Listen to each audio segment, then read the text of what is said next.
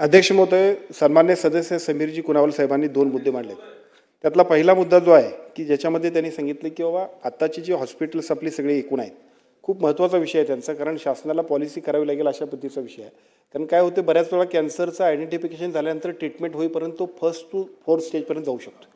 आणि आपण अशा पद्धतीने काम करू अजूनसुद्धा सुविधा अपुऱ्या असल्यामुळे बऱ्याचशा गोष्टी होत आहेत. पेशंट मनातली भीती, त्यानंतर पैशाची व्यवस्था आणि मग पुढे निर्णयापर्यंत जायचं असं सुद्धा होत असते.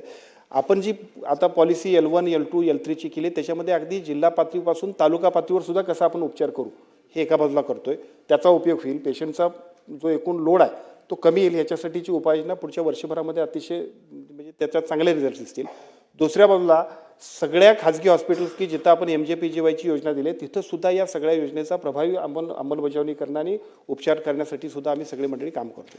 फक्त तिसरा मुद्दा तुम्ही जो सांगितला तो सुद्धा महत्त्वाचा आहे की एका बाजूला पेशंट डायग्नोज झाल्यानंतर किंवा एकदा उपचार सुरू झाल्यानंतर त्याला वेळेत करण्याबद्दल मात्र थोडीसं गांभीर्याने आम्ही जायला पाहिजे. मला असं वाटतं की याच्याबद्दल आम्ही एक पॉलिसी करू, कारण खूप महत्त्वाचं आहे काय की पेशंट हातात असतो आणि पेशंट जर काय दुर्लक्ष झालं तर हातातून जातोय. ही जी काही वेळ आहे त्याच्याबद्दल काय उपाययोजना करता येईल याच्यासाठी शासन सकारात्मक पद्धतीने विचार करून काही चांगले निर्णय कठोर आम्ही घेऊ.